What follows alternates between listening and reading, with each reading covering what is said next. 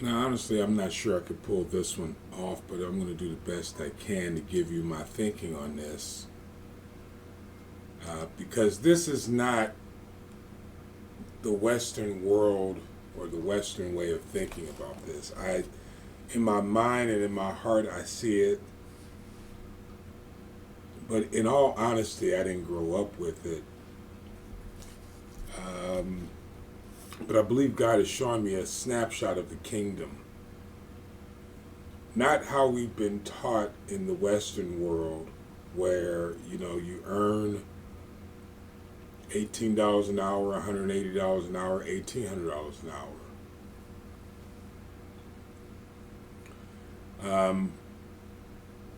But how the kingdom actually works, which is what we're ushering in. Now, whether we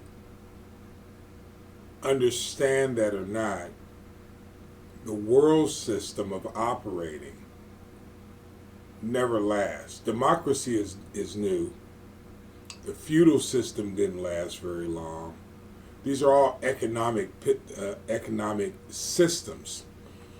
So, if you understand that those are economic systems, they compete with the economic system of the kingdom of God. This is why. This is why we certain people have tried to rule by theocracy, and I'm not versed enough to actually go off into that conversation, even though I know the era I'm thinking about and the person I'm thinking about. But I can't expound on that like I can expound on this, because this is something I've been studying for a little while. So this whole idea of fighting racism and all these other things, excuse me, ageism, all these isms that we're fighting, uh, will be cured in the installation of the kingdom of God, which is the ultimate economic system, control of people groups. This isn't something to debate. I'm not trying to be prophetic and all this other stuff. I'm just saying that Exodus chapter 36 is a snapshot of the kingdom of God. It worked.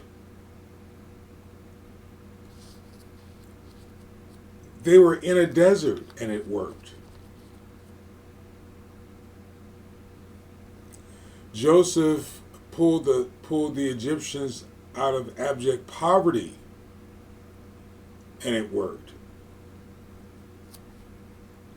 The kingdom of God is the absolute best system that we can all aspire to. Because when I say kingdom of God, a lot of people, not everyone, because some people uh, understand kingdom, whether it's Jordan, in the Bahamas, some people understand kingdom. Americans have not been born. We preach it in our churches, we don't live it in Western society as a whole. I know people who, in fact, there's this one bishop that I've admired now from afar. Him and his family are kingdom people, in the sense that they have a group of people that is their world, that they grew up with, that they're comfortable with, and they eat together, they support one another, they share resources, they cry together, and that is their kingdom.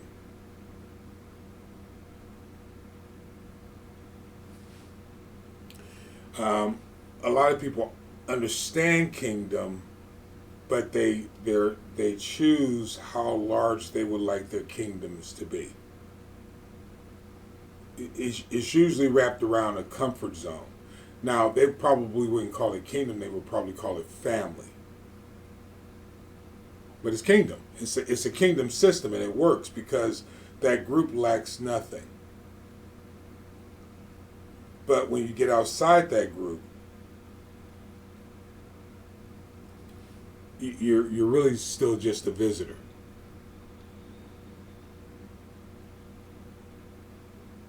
So kingdom is important. Kingdom is the system that works.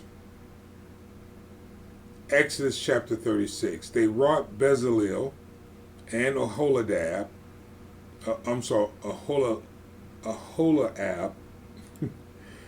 Every wise-hearted man in whom the Lord put wisdom, understanding, to know how to work all manner of work for the service of the sanctuary, according to all that the Lord had commanded. And Moses called Bezalel and Aholiab and every wise-hearted man. Now remember, he called Bezalel and Aholiab first. These were the leaders. These were the people on the business side of the spectrum of the kingdom. Because in the kingdom there's a priesthood. We haven't gotten there yet. But there's a priesthood, which is Aaron, and then there's the business side of it.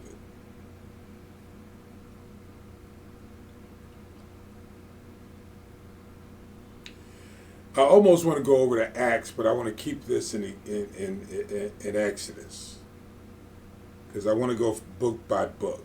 But in Acts, Jesus had reestablished the kingdom of God,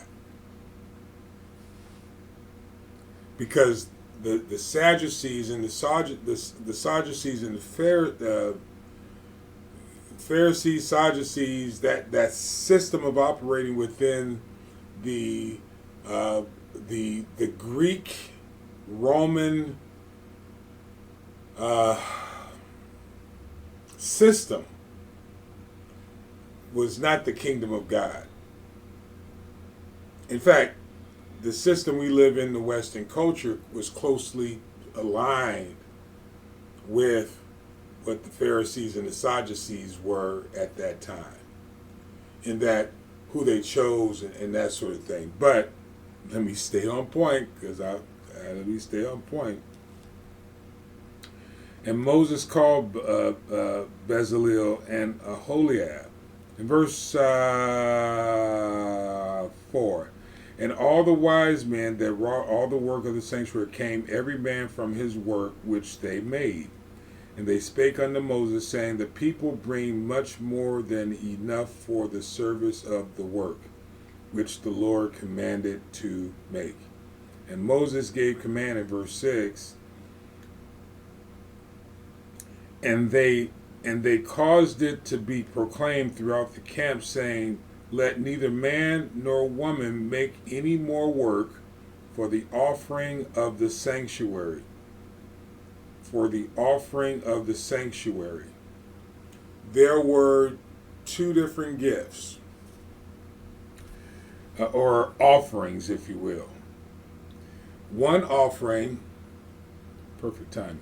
One offering, in verse 3, and they received of Moses all the offering, which is all offerings, whether it's stuff, cash, whatever.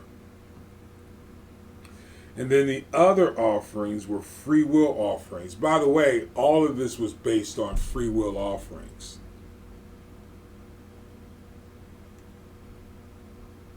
Because as a family, you just make sure everybody's okay. What do I mean by that? Because the people who were doing the work still had to eat, still had to drink, while they were exercising their talent to build the temple. Everybody wasn't doing that. It was 3 million people. But some people were bringing gold, some people were bringing silver, some people were bringing brass, some people were bringing the linen in purple, in scarlet.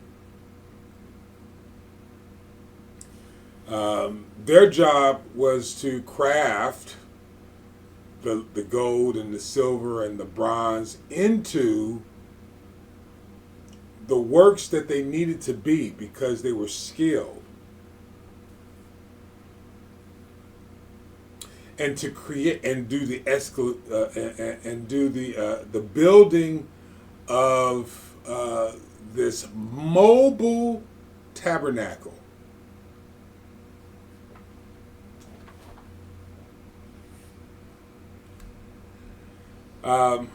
Which was a feat within itself, don't you think? And all the people came together to accomplish one goal. That is the snapshot. They didn't lack anything. No one lacked anything. No one lacked anything. No one was asking, at least in here, I don't see anybody clamoring for a fair day's wage. I don't see any lack of any good thing. I saw the same thing when David, I think it was somewhere in Chronicles or Kings, Second Chronicles maybe. I'm not sure. But David had the same thing in preparing the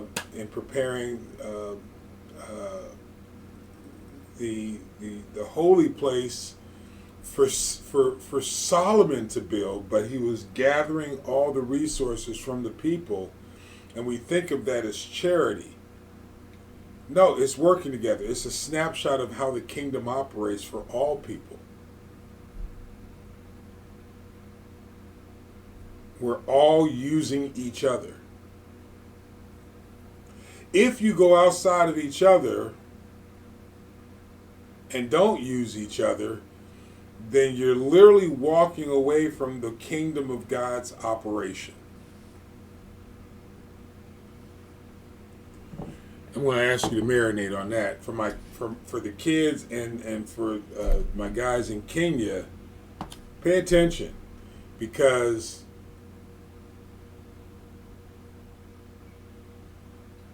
Judah's got his 30 pieces of silver outside of the kingdom.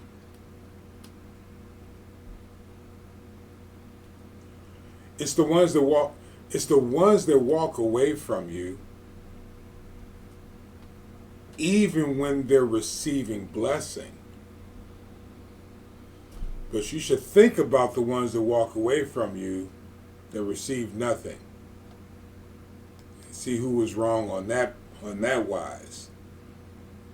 The system that's going to work in the future is the kingdom of God. You can count on that.